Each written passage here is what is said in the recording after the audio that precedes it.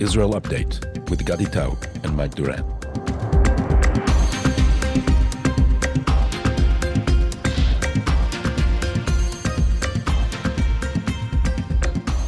Hello and welcome to Israel Update. It's been 298 days to the war. It's July 30th. It's a Tuesday. I'm Gadi in Tel Aviv. And Mike Duran is safely far, far away from the Middle East at the Hudson offices in Washington, D.C. Hi, Mike. Hello, Gadi. How are you? I am personally good, especially after I managed to find my stolen bike. But this is not what most Israelis are worried since the Druse village of Majd al-Shams was hit by Hezbollah with a large Iranian rocket with 50 kilos of explosives, killing 12 children, and it landed on a very sensitive rift within Israeli society, and the Druze community expects Israel to avenge them in the way it would do with Jewish citizens. And there is talk here about a major blow to Hezbollah coming, and nobody knows if this will lead to a full-scale war or not. I guess we'll have more on that after the news. Why don't we start with the bulletin? I will, but just let's clarify for everyone that when you say your stolen bike, you're talking about a motorcycle, not a bicycle. Yeah, not a tricycle. It was actually no. And we found you found people steal bike in two phases. They first stow them away in some near street, and then come at night to collect them. And I had a GPS that found them. Good. And now they are stowed away in a safe place where Hezbollah cannot find them again. All right. Yeah. Okay. So let's get to the news here then. By the way, I'm glad that they found your motorcycle, or you found your motorcycle. On Wednesday, July 24, Prime Minister Netanyahu delivered an address to a joint session of Congress and thanked America for its support for Israel during this war. I was there, by the way, Gadi, in Congress. He also implored the American people to see Israel's war against Iran as America's war as well, and Israel as the first line of defense for the United States. On Thursday, July 25th, Prime Minister Netanyahu met with both President Biden and Vice President Harris. Biden and Netanyahu held a joint meeting with the families of Americans who were held hostage by Hamas.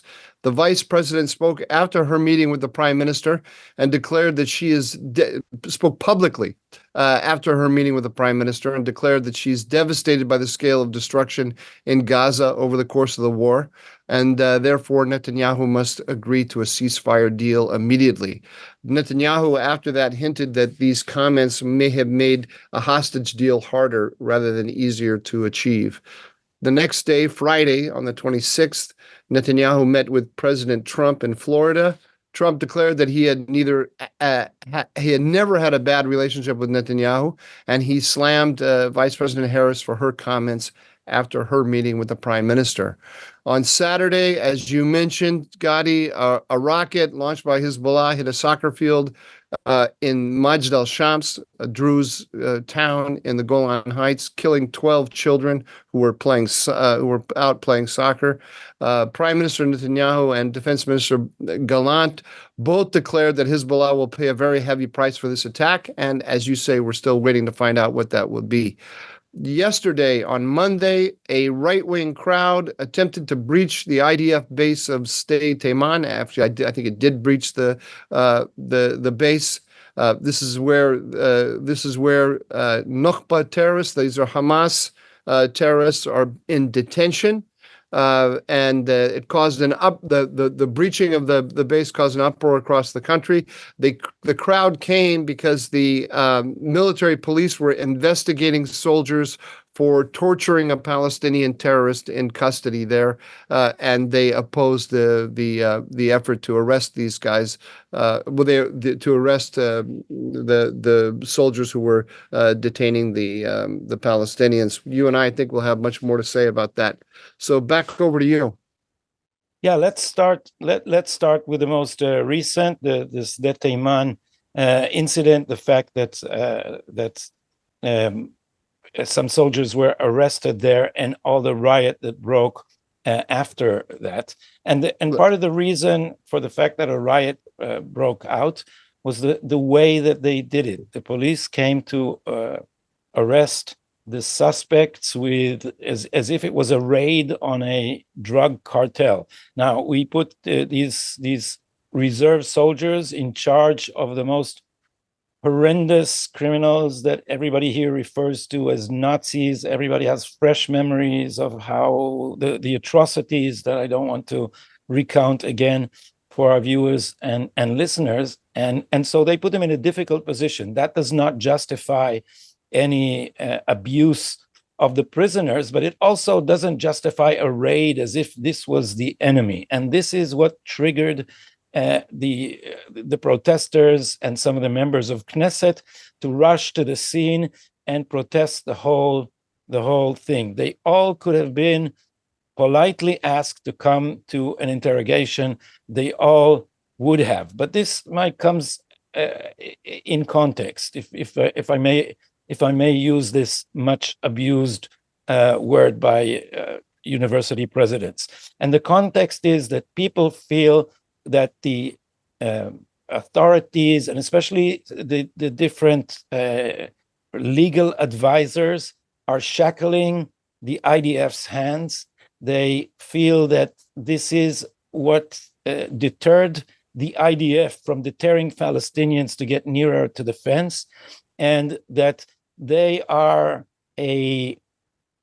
an arm, or maybe an arm is too strong a word, that they do everything they do with an eye to the International Court of Justice at The Hague and the attempt to find favor with a very hostile international environment by portraying themselves at a distance for everything that's wrong about Israel. So people feel they're sending their sons and daughters to do very, very dangerous work and sometimes very difficult work, and that the whole apparatus of the state is more focused on finding fault with our own soldiers than with fighting this war to an end. This comes in just one nugget of context. Just recently, the Israeli Supreme Court found that the Nukhba terrorists held in Israeli prisons are not getting enough fruit for their nutrition. So now the court intervened with a menu to make sure that they get enough carbs and enough Calories. Not just calories. It has to be a balanced diet and everything. And so people feel that the court is not exactly on our side. So this is the context in which I think the whole episode should be seen, or this is one context. It does say something about the ridiculousness of the purview of the Supreme Court, that it's making decisions about the nature of the diet that people are getting in detention. I mean, it's getting down to that level of detail is really amazing. Now, I followed this quickly, and I read some things on social media. Let me ask you to explain them to me. By the way, there were two phases to this protest. People broke in. When the soldiers were being arrested at the state Teiman, people broke into the base there. I think the soldiers put up the call, I think, on social media and said, "Come help us."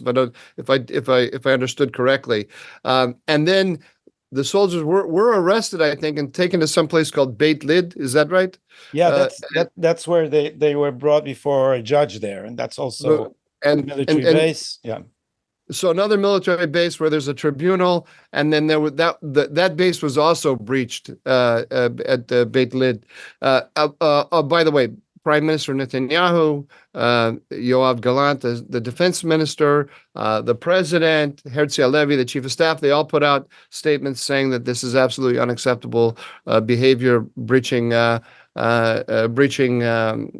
military bases, and that it also endangers the country because soldiers that were on actually on assignment in Gaza had to be pulled out of Gaza in order to protect these facilities from the protesters, et cetera, et cetera, et cetera. Okay, there was something I didn't understand, and that's that I saw a number of references to the Bibas family. And this is the family that had famously the mother with the two children, The redheads. two infants, the redheads were taken hostage. But what's the relationship between the Bibases and the? There was some kind of decision in the Supreme Court with respect to the Bibases. I saw. I haven't seen that. I'm not aware of that. Okay. The other thing that I thought was interesting is Smotrich, the Sar Otsar, no, Minister of Finance or Minister of the Minister of Finance, Smotrich from the Religious Nationalists.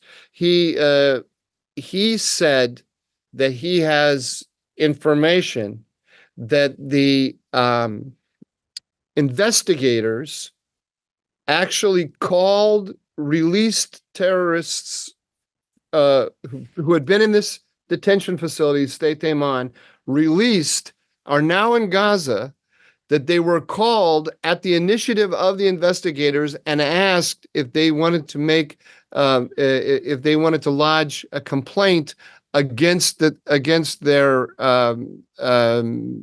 guards, Yeah. which is also quite remarkable. I mean, that's designed. I don't know if it's true, but that's what he said, and I doubt. I think he probably had good evidence before I can't before he confirm would say this, that. but I can tell you, I just ate a falafel on King George Street, and my falafel seller was outraged, and he said, "Do we now have customer service for Nukhba terrorists? Do we call them to get a survey of how happy they were in detention, and if they have any comments, so we can improve the service?" So, but jokes aside, people really feel that this is the attitude of our judiciary, that they are always only concerned with the rights of terrorists, that they prevent blowing up the houses of terrorists, which is a major deterrent against terrorism, because it's a retaliation, or it's a punishment of a family instead of just the terrorists. And in all these cases, they have good arguments, but the cumulative effect is that the rights of IDF soldiers are eroding their ability to defend themselves. They need lawyers everywhere now. They're afraid to do anything. While if you are a terrorist, your case is heard and in a sympathetic way. And note also that what the Attorney General in Israel did, which is outrageous in itself, is they transferred all the cases of the terrorists to our criminal defense system, instead of leaving it as they should have with the army and treating these people as prisoners of war. And the difference is that if you have a criminal case, then you have to prove things beyond reasonable doubt. So now every Nukhba terrorist who burned babies is going to get his case fully heard with a lawyer that we will finance for them, and they will get treated as if they are regular criminal. And people are also outraged at that. So this is part of the context. The other part of the context is that all the mainstream press and all the left-wing politicians suddenly were outraged with dragging the army into politics and defying the chain of command and anarchy. And we had a whole year of BLM-like, mostly not peaceful protest here. And suddenly these same people are saying, what I read Nadav Eyal, one of your favorite journalists. He was a cheerleader of the objectors, of those who walked out on the army, who said they stopped volunteering. In fact, they threatened the army not to report to their service. So he was a cheerleader, and suddenly now writes, you cannot defy the monopoly of the state on violence. He quotes Max Weber for us to remember that there is a chain of command and a state is an orderly thing. And suddenly these same people are preaching to us about all this. And if you look at Hebrew Twitter, like 2/3 of right-wing the right-wing feed are just talking about the hypocrisy, because the hypocrisy is just mind-boggling. If you see the president tweeted out, this country there is a rule of law in this country, and you would see like 1,500 reactions underneath his tweet, most of them saying, "Oh yeah, where were you when these people lit bonfires and blocked Tel Aviv arteries?" And but they also actually traffic arteries. I mean, they also actually breached a police station and released a person who was in custody, didn't they? Did they not? Yeah, I'm beginning to get the feeling that you watched my video this morning, because I tweeted out a funny one about that. His name, it was very funny because they protested in front of the house of the owner of Channel 14, Mr. Miralshvili, who is a millionaire who owns Channel 14. So they went to harass him privately because he finances a right-wing channel. And apparently they went wild there, and the police arrested a guy, and then they put it in the Glilot police station, and the demonstrators stormed the station, and eventually and then put a siege around it, and eventually had him freed. And I don't know if you remember, I wrote a piece about that this all sounds like the storming of the Bastille, until you realize that guy is actually the CEO of a large car importing firm. So in Israel, what is happening for already a year is that the upper classes are rioting against the lower classes. And these are not sans-culottes. These are not sans-culottes freeing the oppressed from the Bastille. These are the privileged who don't think the law applies to them. And so when they did that, that was justified protest. But when these I'm not defending people who I was gonna say I want to play devil's advocate here, or point out a couple of things. Number one is, you're not advocating torturing of prisoners, because this started, of course, when there was a prisoner came to hospital and his genitalia and anus showed signs of violence. And so that's where the investigation began. And I'm assuming that that's all true. Then, secondly, still, Mike, we also have to say that we don't know. We don't know. We don't know the guards, or maybe by other prisoners. We don't know. Well, we know. Okay, it has to be investigated. But listen, I'm going to do something that I never do. I'm going to read Ben Caspit to you sympathetically. Okay, because he makes an argument here, which is a serious argument. And it goes like this. This is the middle of his column today. Stay Teiman, the base where human scum from the Nukba force are held. Nukba force is the elite units of Hamas. Has been under critical international review. At least two large so he's talking about the ICC, ICJ sort of reviews. Mm-hmm. At least two large investigative reports have been published by major news outlets about the turn of events on that base. Israel is currently in the crosshairs of two important international tribunals, which are waiting with a decision about issuing arrest warrants, and it is under close scrutiny amid demands to end the war for the alleged war crimes. Under that set of circumstances, there isn't a military advocate general in the world who would refrain from ordering an investigation upon receiving information of the kind that was received by the military advocate general, Major General Yifat Tomer Yerushalmi. Israel is a state of law. Its institutions, including the IDF, operate in accordance with the law. That is what has allowed us to keep our heads above water since 1948. Despite the fact that we have been holding millions of people under military occupation, that is the legal definition in the absence of a decision to annex the territories since 1967. But the rabble, he saw the rabble are the people who stormed the bases, takes zero interest in any of that. When you tell them that their leader, Netanyahu, the Messiah, is the person who didn't have the courage to touch Hamas and didn't dare to fight Hezbollah over the course of the last 2 decades, they say that he, quote, didn't have the legitimacy, unquote. Now they are doing everything in their power to have Israel branded as a pariah state so that we might lose the last vestiges of legitimacy that we still possess to fight for our independence and our lives, et cetera, et cetera, et cetera, et cetera, et cetera. There is this fight in the international world. Today, we have news that the British are moving towards an arms embargo on Israel because of all of this kind of thing. Israel does have to fight in those arenas, and therefore you do want to have a squeaky clean reputation, do you not, Gadi? Yes, but you cannot have a squeaky clean reputation. You will always have problems, and rather than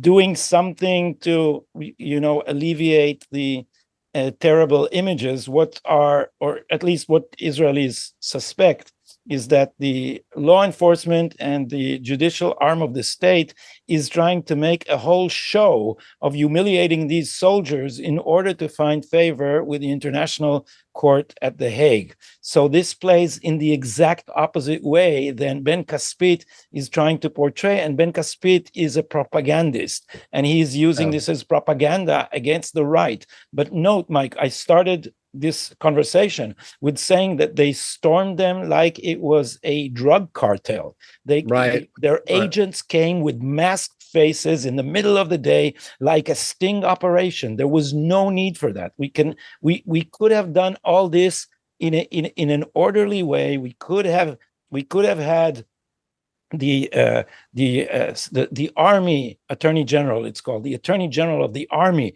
give out a statement that there are suspicions and that Israel is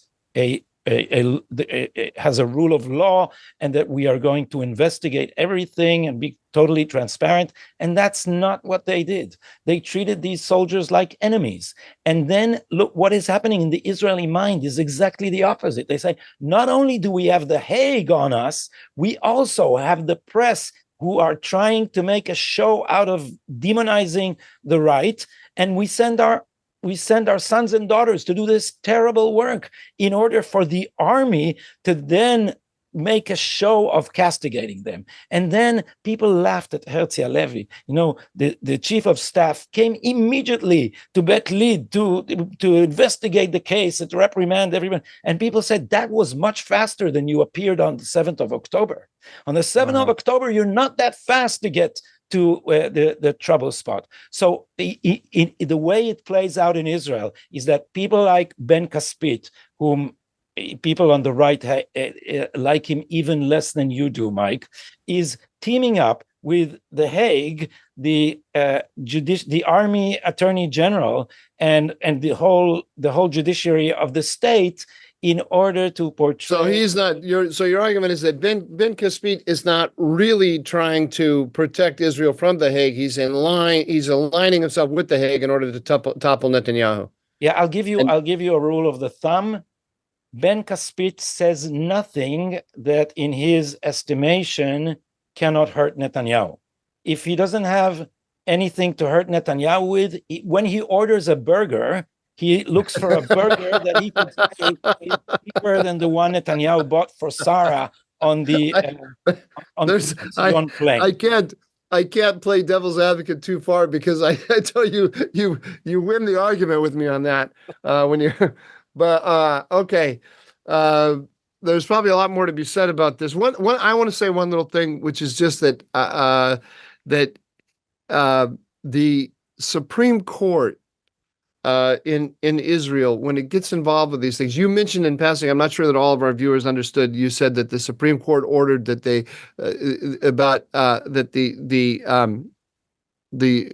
military couldn't fire on people who came close to the fence.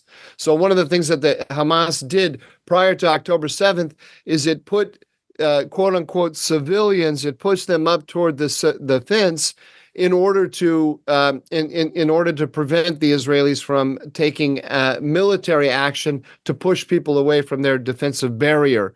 And the Supreme Court decided that these kinds of operations designed to push people back were unacceptable. So this is actually we need to be precise on that, because you're right in the essence, but the details are but technically that's not accurate. What happened is there was a parameter, and back in the beginning of the millennium, the 2000s, Doron Almog was the commander of the Southern Theater, and he ordered 1 kilometer from the fence is a death zone. Anyone who enters the death zone is shot in the head and killed. And so human rights organizations began to submit appeals to the Supreme Court that this is not fair, not legal, and so on. And the Supreme Court intervenes in everything in Israel, including things that are purely military. And the thing is, the Supreme Court, what happened is that the Attorney General of the Army kept changing the rules of engagement in relation to what he thought or she thought, depending on what time, would be something acceptable to the court. And they kept changing. And when we got to 2018, right, we're 5 years before the October 7, and then the Hamas is exercising these, they call them the marches of return, where they bring masses of people right up to the fence in exactly long-term planning in order to do what they did.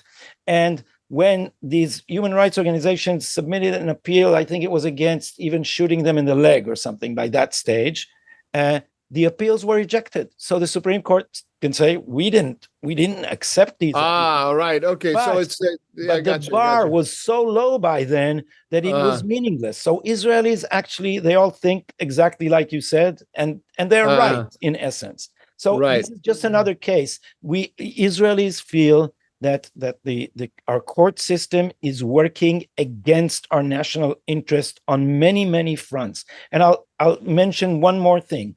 People began to protest the courts. This is a new thing. So bereaved families who lost their children in this war come to court to read statements, and they interfere. They ask for the right to speak, and then they get up with something written on their phones and read a statement about how their sons and daughters were killed because the court didn't allow soldiers to defend themselves. So there could be different arguments about what the court did, or didn't allow to deter terrorists and other things. And the judges get up and leave. And this week, one woman spoke to an empty court, and she began. It's heartbreaking. They brought her to the Patriots later. It's heart-wrenching. She stood there and she said, I am talking to an empty wall, and this is how I feel that the court is. You are an indifferent wall to our pain. I paid this terrible price, and on and on and on. And it's you listen, and I'm telling you, your eyes get wet. It's very powerful. This is what I was driving at, because I think it's interesting. We don't need to talk about it anymore, but I just want to raise the issue, which is that eventually, I think the court is going to recognize that it's this huge power grab it engaged in the 1990s and early 2000s is going to work to delegitimate the law over time, because they're going to be it's happening now. You can see it in what you just said. They are making operational policy and operational decisions, and they're going to be held accountable by the public one way or another for those decisions, and they are going to recognize that ultimately their legitimacy is going to be damaged by that, and they're going to pull back. I bet that's going to happen. I'm just making a prediction. Now, we're a long way away from that. We're a long way away from that, but I think at some point, saner minds are going to realize that the courts shouldn't be just getting into these very, very operational issues. one way or the other. There's a lot of sense in what you are predicting, but they've gotten accustomed to exercising authority without responsibility for so long, and they have become so arrogant and condescending that their hubris may prevent them from correcting the course and may lead them down the path of ruin, because at some point people will just say, enough of this, I'm not obeying you anymore, and then they will face a collapse of their authority. And partly, and this just before we go to the attack on Majd al-Shams, I just want to mention that the fact that Israelis are mocking the journalists, are making fun of the leftists and their righteous indignation against anarchy after they all did it, as political philosopher Hannah Arendt said, laughter is the most effective way to undermine authority. And I think that the press is losing authority, and you can see it happening in the United States as well, where you see more and more people mentioning to, I don't know, those who praise Kamala Harris now, that Joe Biden has never been sharper. And so something is changing. Yeah. Okay. Majd al-Shams. So the issue here is that the Israelis are in a very, very difficult situation. I don't think we can exaggerate how difficult the situation is. And the problem is this: it's because of the offense dominant regime that the Iranians have established with their drones, missiles, and ballistic missiles. And offense dominance, you will forgive me, Gadi, just in case someone hasn't been following us. Offense dominance is, you have a Kevlar vest, it costs $2,000. I have a pistol. I shoot my 6 bullets into your Kevlar vest. Your Kevlar vest stops 5 of them. It's a fantastic interception rate. It's better than the manufacturer says. You can be very proud of your Kevlar vest, but there's 2 problems. One is you're dead because my 6th bullet got through and it hit you. And the other thing is it costs you $2,000 to protect you, and it cost me $12 to shoot those six bullets at you. That's the situation that Israel has, that Iran has against Israel right now, and especially with Hezbollah. Hezbollah has over 150,000 rockets and missiles directed at Israel. Some 10 to 20,000 of those are precision guided. It can overwhelm all of Israel's systems. There's no way that Israel can suppress the fire from Lebanon. There's no way. If it goes to full-scale war, there are going to be thousands and thousands of missiles fired at Israel, at all of its critical national infrastructure. Even at a phenomenal interception rate, there are going to be hundreds of rockets and missiles that are going to hit, and many of them are going to do damage like this one that did in Majd al-Shams. In Majd al-Shams, apparently the alert was sounded, but it wasn't sounded fast enough because unlike the many hours close to the border, so that by the time the alert sounded, the rocket was already hitting. One presumes that Hezbollah was not actually trying to kill children. It was probably trying to hit a base nearby, but this is what's going to happen. People are going to die. Lots and lots of Israelis are going to die in this war. And Israel has no plan to actually end where it can suppress all of the fire. It can just cause enormous pain on the other side, but it cannot suppress the fire, as we're seeing in Gaza, how hard it was to suppress the fire in Gaza. Also, the Israelis cannot guarantee that the Iranians will not get involved, or the Iranian proxies from Iraq and Syria.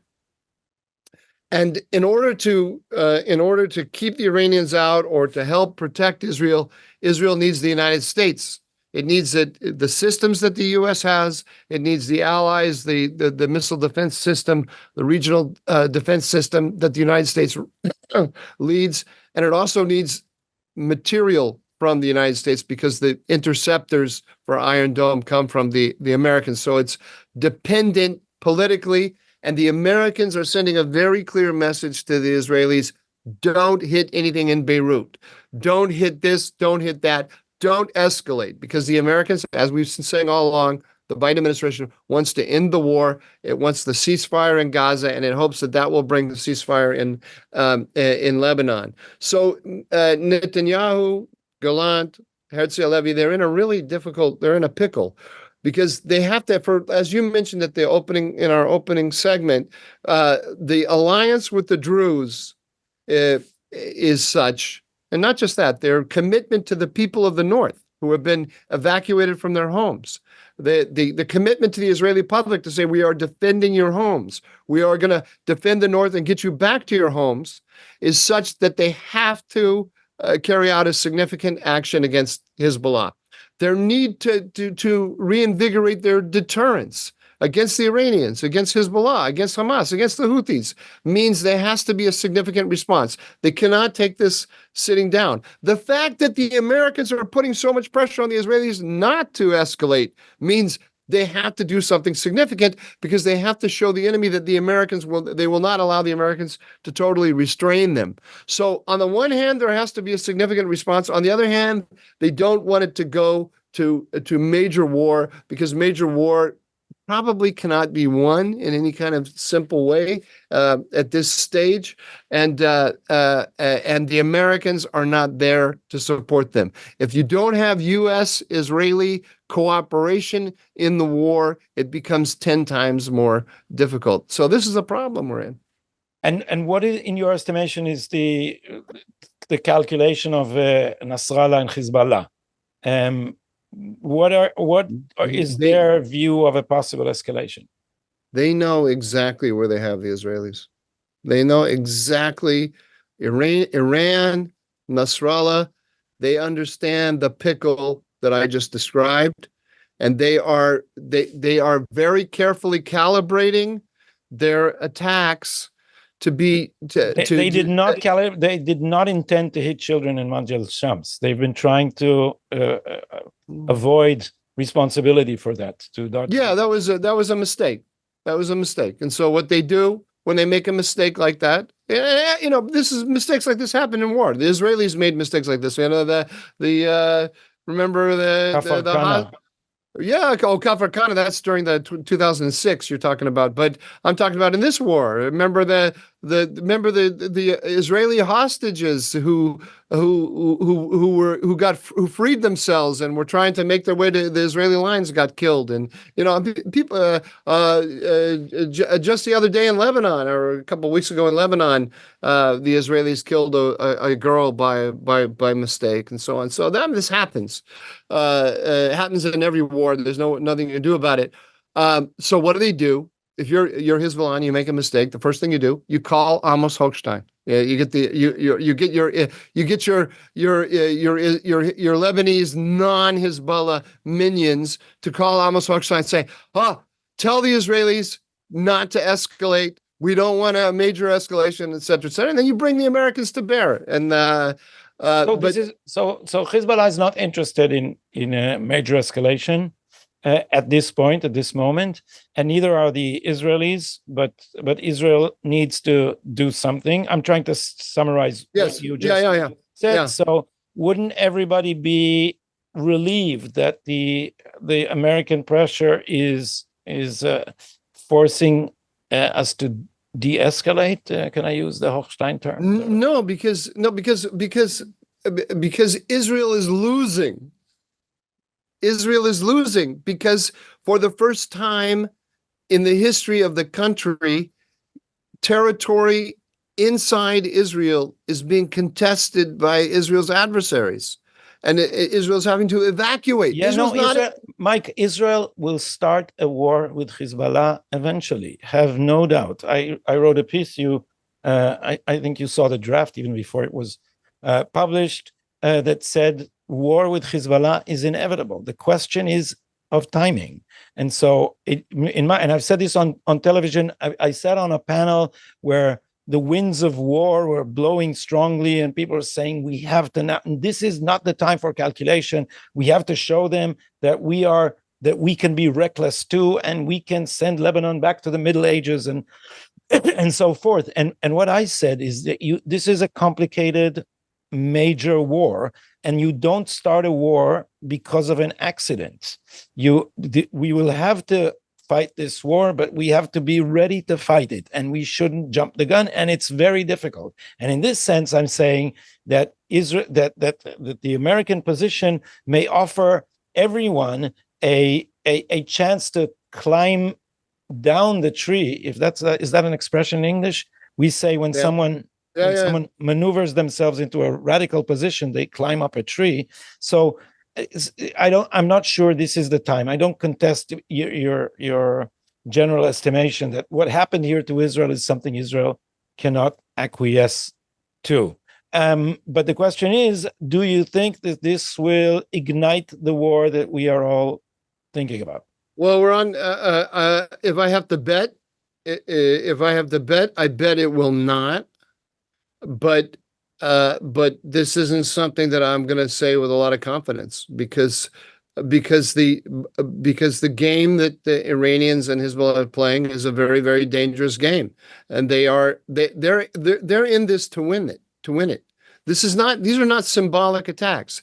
They understand that they are contesting territory in the north, that they're making it intolerable for people to live there, that a lot of people will, if there's a ceasefire tomorrow, a lot of people are not going to go resume their lives in the north because they know that Hezbollah at the drop of a hat can resume the attacks if it wants.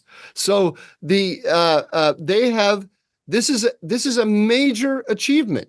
That a major military achievement to make the life in the north of Israel insecure. That's an achievement, and they want to end the war with that achievement in their pocket. That's what I'm saying. And that's impossible. And what I'm saying is that this is impossible. That we cannot live with such an ending to the war. And I don't think that's what you just said. It is what I said. No, because you said they want to climb down now. I said they want to climb down from the timing, not from the war in general. They do not want. What I said is, and this is what I said here on television too. We don't want to start this war because of an accident if we are not ready. Now, this is a conversation all based on ifs, because I don't know the state of readiness of the IDF. I am guessing that we don't have the full force that we think we need for a full-scale ground invasion, which will come. So there has to be a significant ground maneuver to this for Israel to end the war, saying that it got absolutely. But what I'm saying, and this, if you didn't understand me correctly, probably did our viewers.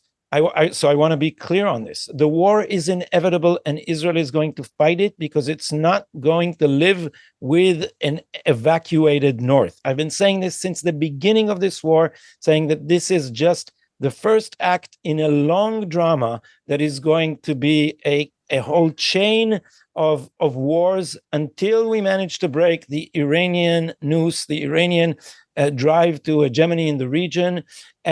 But we don't want to jump the gun if we do not have the wherewithal, the materiel to fight it to the end.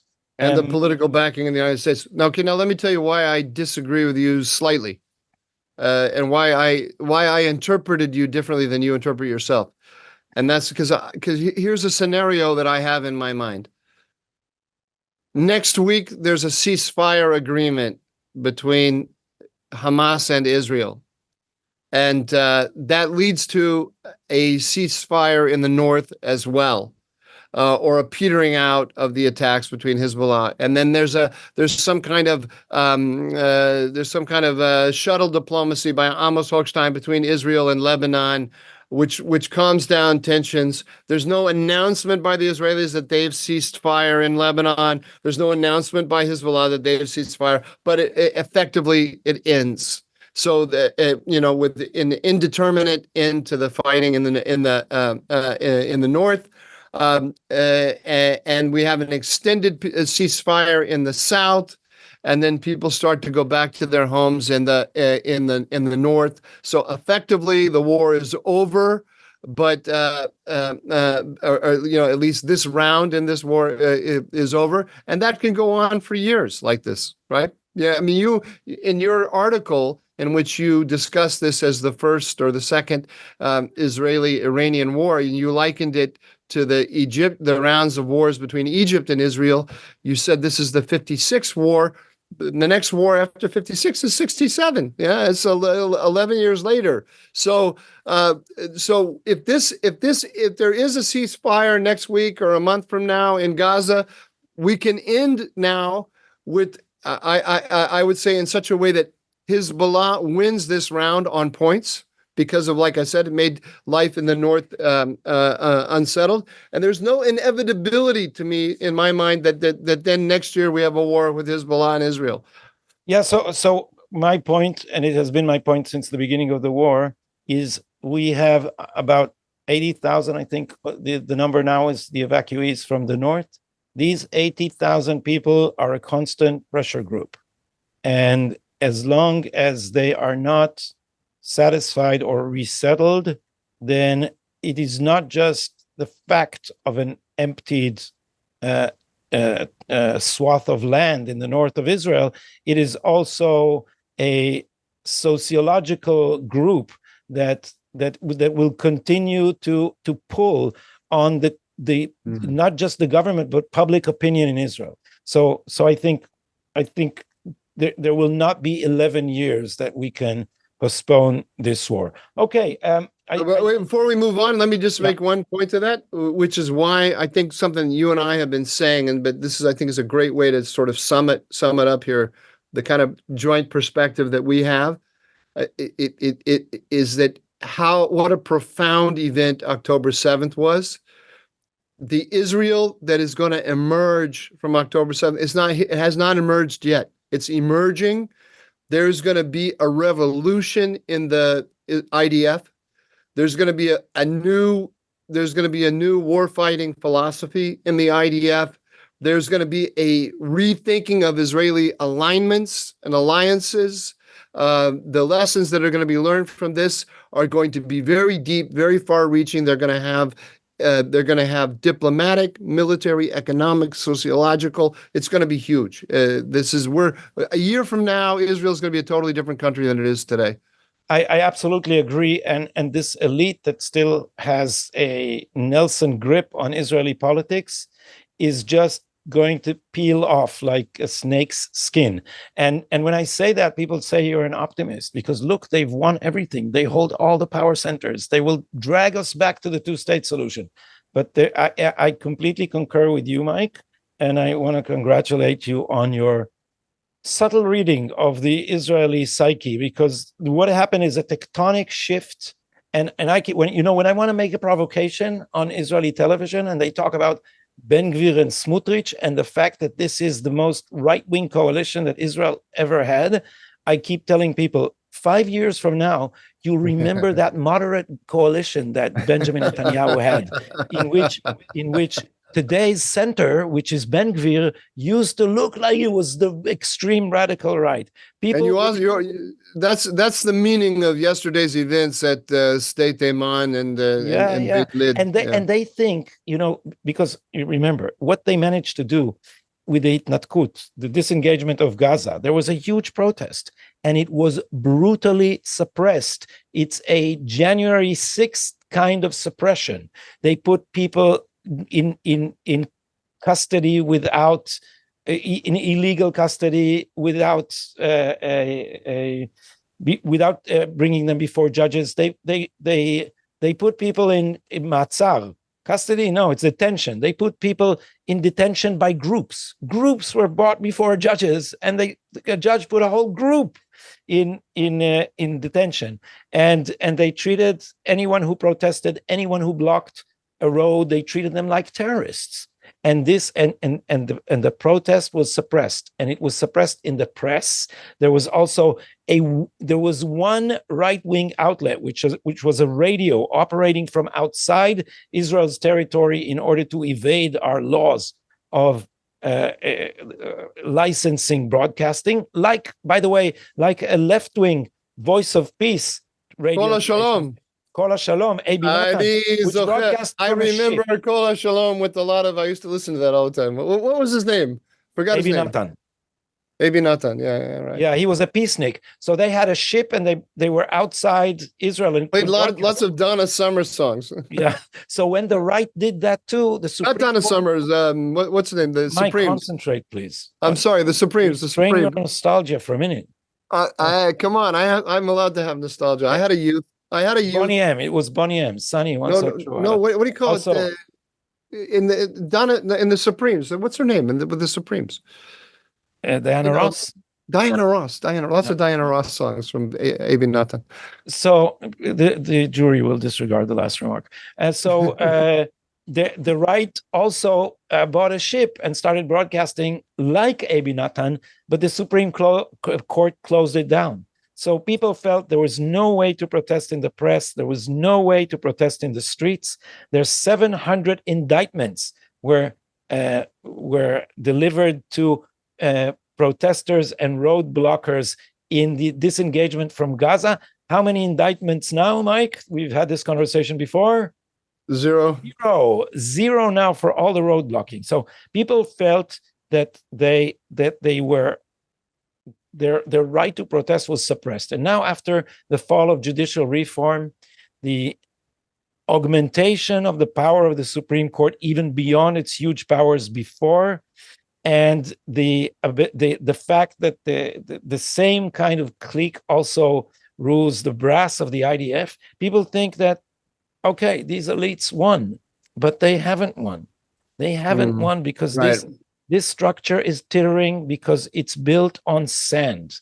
And they used to be able to have full control of the narrative, full control of law enforcement, full control of the army, full control of the Shabak. They still have something akin to that, but they don't have soldiers anymore. So they are just generals, and you can sense their hysteria.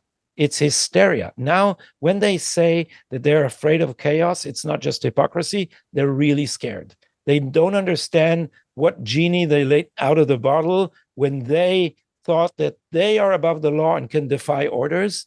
And now the norms have been eroded, but also the psyche has changed. We are now fighting for our lives, and Israelis will not accept the idea that these condescending elites will just stifle our voices and ride our backs.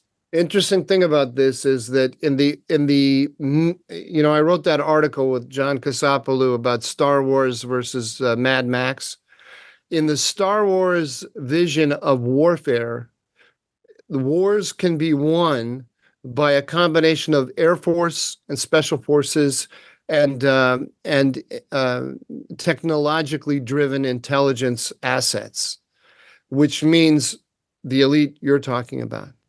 And so the Sarbanut, what word do we use for Sarbanut? The rejection, I think.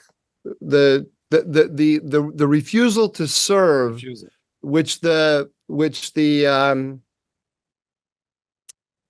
left used against the judicial reform, was based on the Air Force and the Special Forces. And now we're seeing, I'm thinking along with you. I'm just reinforcing your argument. We can move on after this. But now we're seeing that in the wars that Israel actually has to fight, where we have reserve units, I hadn't thought of this now, because listening to those guys yesterday who were being under investigation and who called on people outside the base to come and break into the base and to protect them from the investigators, they kept saying, we left our homes, we left our families, we've been dealing with these monsters here for months, and this is how they treat us. So, in other words, what I'm saying is that in the actual wars that Israel fights, which are not little short wars against terrorist gangs led by in which the Air Force and the Special Forces can win the whole battle. Where you have to have men mobilized for many months, you have to have legitimacy among all of those people who the people who are leading the Sarbanut before the left were saying were the non-productive members of society. Now we find out that the non-productive members of society are actually necessary for the health and the defense of the thing. So it changes the political balance in a very interesting way, which I hadn't thought about until now. Mike, we are going to the dumbest take on the news, and I have to confess that my dumbest take is. I want to. Sorry, there's another item. Maybe we'll go a little long here because I wanted to do a quick response to viewer. We asked. Yeah. So we do that before. Okay, so let's start with your response to a viewer. Okay, so I was going through the comments. Let us remind, if you got to this far, and we should have reminded people early on, if you're listening to us on Rumble or you're listening to us on YouTube, please subscribe. And now, hold on a second here, please. Give me 2 seconds. I got to find our. And if you subscribe, first of all, here it is. If you subscribe, you can comment. I think, is that a condition? I'm not sure, but we do read your comments, and they're very welcome. We do read the comments, and they're really greatly appreciated. So this is from Jonathan Warmund or Varmund. I don't know how he pronounces his name. He says a lot of nice things about us, but besides that, he says that he sees that there is in the press, the administration is claiming that it has adjusted to the Iranian threat, that it isn't just following the Obama appeasement of Iran, that their record is actually tougher than Obama's record. And there seems to be, he says, there seems to be some kind of reevaluation going on of the Iran policy right now. And he asked what we think of that. And I just want to point out that this is one of a couple of techniques that I don't believe it for a second. There is no serious reevaluation of the Iran policy going on. They do this. This is one of the things they do when they get embarrassed by their Iran appeasement. When I say embarrassed, they're not embarrassed. They're never truly embarrassed by it, but they realize that sometimes in the media, they find their position impossible to defend, and they are smart enough to recognize that it's impossible to defend. The greatest example of this was when they were trying to get to return to the JCPOA, and news broke that Iran had open plots to kill former American officials, including Mike Pompeo, my colleague here at the Hudson Institute, including Brian Hook, including John Bolton, and others. And so it was embarrassing to the administration to be negotiating with the Iranians and making concessions to them in the negotiations when they were openly plotting to kill Americans on American soil. They got embarrassed by that, and they backtracked a little bit, seemingly, and they do it rhetorically. So what they do in these moments when they're embarrassed is they say, we are weighing, we are considering, we are reevaluating, and they leak a lot of talk about reevaluation. We might get tougher and so forth until the issue moves off of the headlines. Another very clear moment when that happened is when they were negotiating about the JCPOA, trying to get back to the JCPOA, something that never happened, of course. They kept saying, there isn't an infinite amount of runway. Our patience is not unlimited. There's a moment when this will end. We don't want to put a date on the calendar, but this won't go on forever. And of course, it did go on forever, or at a certain point it just stopped, and then they stopped talking about it. But they had all of these statements that were to lead you to believe that at some point, not just that their patience was going to run out, but that meant that there was going to be some kind of change in policy toward Iran, and Iran would have to pay a price for not coming to the table or not coming to a deal. Of course, it never cut the deal, and it never paid the price. The indicators, if you want to see that the United States is actually changing policy toward Iran, then what the United States will do is it will shut down the oil sales between Iran and China. Until that happens, there is no change in the policy. We don't even have to get to military action. Two last things on this, Gadi, if I may. One is that there have been a few moments when the United States, since the war broke out, has given a slap or two to Iran, particularly after the Americans were killed in Jordan. The United States carried out some retaliatory raids in which they killed senior militia figures in Iraq. But Arabs, that's it. I was going to say, take note. They did not kill an Iranian. They were very careful not to kill an Iranian. When they have carried out operations against the Houthis, they have all been defensive operations against missiles and rockets that were about to fire, and against facilities for firing. There was nothing like what the Israelis did against Hodeidah just 2 weeks ago, which really, what the Israeli operation in Yemen really showed you the kind of stuff the Americans are not doing. The other tactic that they have in this protecting this policy, and Gadi, the left is exceptionally good at this, partly because they kind of really truly believe it, I think, but they always present their policy as working toward Sugar Mountain, right? With the lollipops and rainbows on the way. So we're going to have when Obama cuts his deal with Iran, this is going to block all pathways to an Iranian bomb. If you actually looked at the deal, the JCPOA did not do that. It objectively did not do that. It actually paved the way to an Iranian bomb.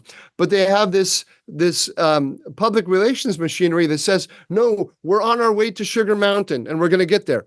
Look at it. Same thing. They're doing the same thing to the Israelis now with Gaza. We're going to have a revitalized Palestinian Authority with a two-state solution, so on and so forth. But shut down the war immediately right now. So if you look at it very clearly, if the war is shut down immediately right now, and remember, we found out last week that the Americans were pressing the Israelis not even to have a ground campaign in Gaza to begin with, not to go into Gaza City, not to go into Khan Yunis, not to go into Rafah. That means Hamas stays in power. The Americans have been trying to keep Hamas in power from the moment this conflict started. At the same time, they're talking about Sugar Mountain. Oh, we're going to go to Sugar Mountain. We're going to have two-state solution, revitalized Palestinian Authority, an alliance between Israel and Saudi Arabia designed to prevent Iran from getting a nuclear weapon. All nonsense, all complete nonsense. I see you're like Blofeld in James Bond with your cat. It's funny. Whenever your cat gets in your lap, it reminds me of all those old James Bond films. Anyway, I've gone on and on about this, but it's in terms of the debate. As somebody, I've been engaged in this for a decade now. It's a fantastic debating tool because if I talk about the situation today with people, I always end up debating their fantasy future, and what people say to me, Mike, but the two-state solution with a revitalized Palestinian Authority, that's the only solution. And what's your solution, Mike? And you know what? I think we should have Singapore on the Mediterranean, and we should turn all of the Gazans into high-tech entrepreneurs. And I mean, I don't have a fantasy future. I know all I can offer is blood, toil, sweat, and tears. And so it's Sugar Mountain versus blood, toil, sweat, and tears. And who's going to win that debate? So they win on this fantasy future argument, which is always a winner.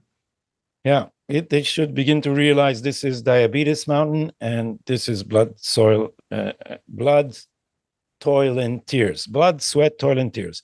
The dumbest take. So I was going to I was going to say that my dumbest take is not dumb at all. In fact, it's completely sentimental, and it has to do with you, Mike. Now, I don't see after they Is it shifted. me and my nostalgia for A.B. Natan and Diana Ross? Those were good days, let me tell It's you. more moving than that. So what I wanted to show is this picture, which moved me to tears. It's a picture of you with Noah Argamani and her father in the reception after the Netanyahu speech. And this moved me to tears because, as everyone who's watching the video knows, the famous video with Noah Argamani being taken away on a motorbike is our opening credits. And then suddenly I open your Twitter feed after the speech, and I see you with Noah Argamani, and I didn't think about that. Yeah. You know how many times I thought there is no chance that this woman is coming back, and this is not something you say out loud. You don't want to say this to people, but I thought this in my of course, because I saw all her. Tel Aviv is full of her pictures, and I said she's a flower. She's so beautiful. They would have gone after her from the first minute, and she's probably God knows what she went through, and there she is in her nice evening clothes at the speech, and there she is with you. And I must say, I apart from being envious, I was really proud and very much moved. It's amazing that this woman is here, and especially after she was abused by the protesters who purport to speak in the name of the hostages because she went with Netanyahu to the speech at the Congress, because these people are using the hostages, that they pretend to be concerned with the hostages, but they're really concerned with taking out Netanyahu. So she was vilified by all these monsters of the left who said, you're a traitor, it would have been better if we had saved someone else, you should have stayed, because she supports Netanyahu. These people are disgusting, and a lot of Israeli decent people rushed to Noah Argamani's defense. And today I saw on Ynnon Magal's Twitter, Ynnon Magal, the host of the Patriots show, the successful Patriots show, someone posted a video of the reception to Noah Argamani, who came back today. I retweeted that. You can find it on my Twitter feed. Oh, so it's beautiful. People came to say, Noah, we are with you. We came to greet you. You are our hero. We know what you've been through. And they waited with balloons and the Israeli flag, and they came to hug her. And it was very moving. And now that's something of what I felt when meeting them. I wanted to tweet out the picture, but I didn't want to be like you. You feel sorry for somebody in that situation, because like you say, I mean, I'm also overcome by everything that she must have gone through when she was a hostage. But then she's thrown into this vortex, this political vortex, where she's a political football, and nothing in her life. I don't know anything about her, so I don't have. But I'm assuming that very little in her life prior to this moment prepared her to be at the center of this incredibly vicious political fight. So I just wanted to show some respect, and didn't really know what to say, except, it's great to see you here, and you have a lot of courage. Yeah, that's that.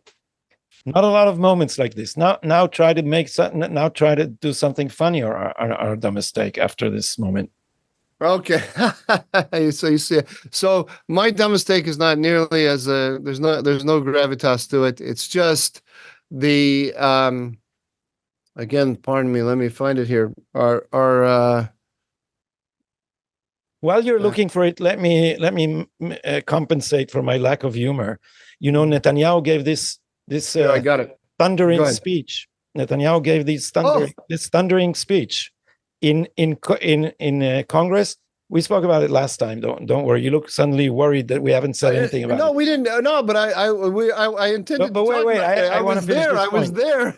I wanted to finish the point and say Netanyahu gave this speech, which reframed the struggle as not a clash of civilization, but a clash of barbarism and civilization. He painted this huge global picture of good and evil. And so Ynnon Magal tweeted, a parallel speech of Yair Lapid standing somewhere behind a podium and saying, say it with me, we love Israel. Louder, we love Israel. And he said, that's Lapid's speech. So, so there you go, a dumb mistake on the news. Now you. But we should have talked about the speech a little bit. It's funny, that was a major event. I was there, but things move so quickly. I do. We won't talk about it now, but I want to talk about Chuck Schumer at the speech because we were giggling at him. Okay, we don't have time now. We're going to move on. We're at the dumb mistake. But next week. Let me talk about Chuck Schumer. Okay.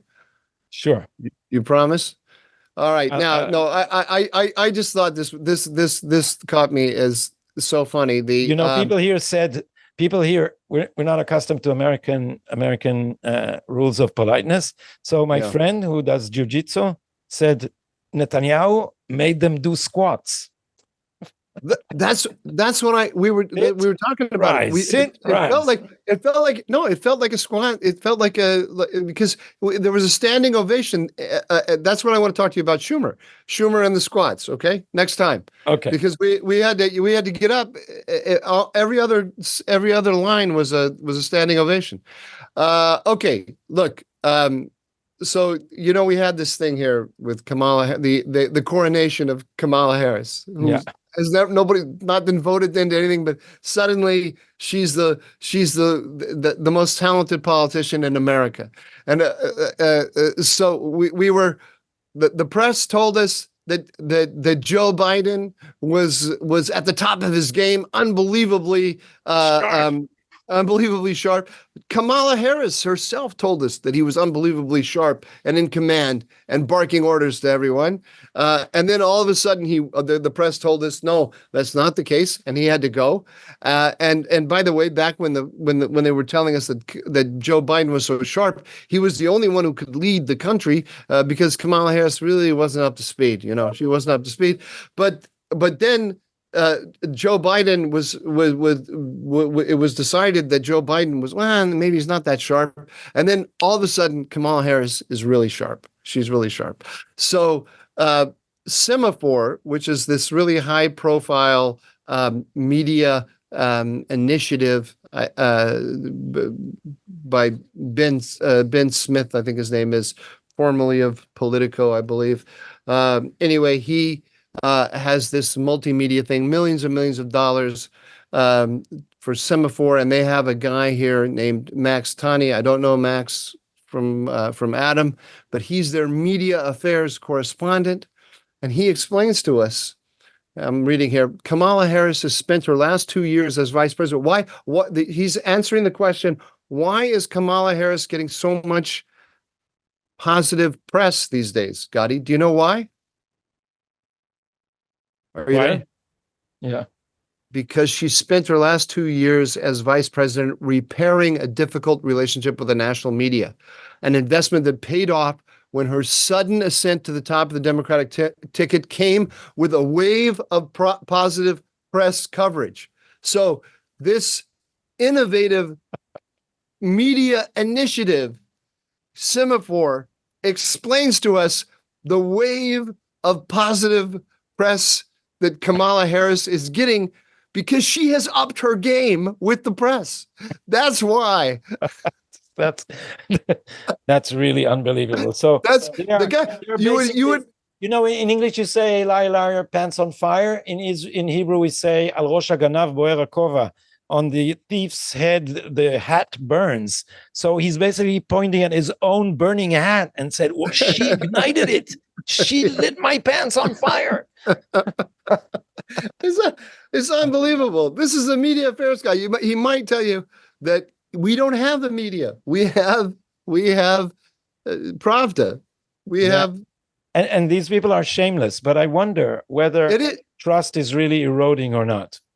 My guess is that it is, but I'm an optimist.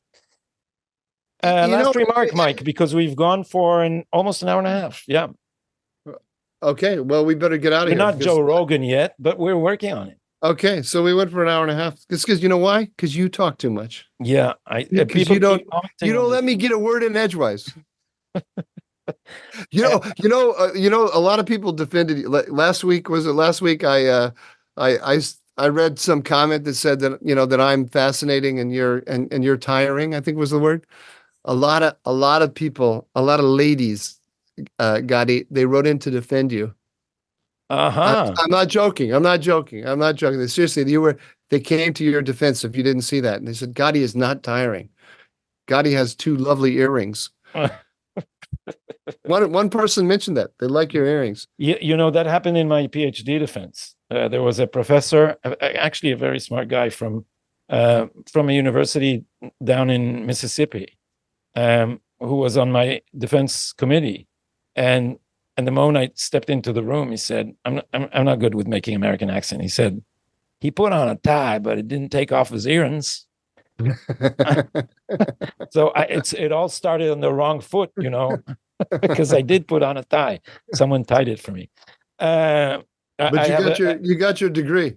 Yeah, and I also have people who tie my tie at different conferences. And if she's listening now, she knows who she is. I know who that is. All right, too. Mike. Okay. Thank you very much for letting me speak in the intermissions between your speeches. And I will see you here next week. I think that next week we actually have a special episode. So more details on that coming up. Which means you're on vacation. Is that what that means? No. I'm not going to say anything else because you have something to do to prepare for that. And it's a technical, tiring job. So why don't you roll up your sleeves and I'll tell you everything about it after we close this show. Thank you for being with us. Don't forget to subscribe to our channels, whether on Rumble or on YouTube. And we will be here, or some of us will, next week. Thank you very much.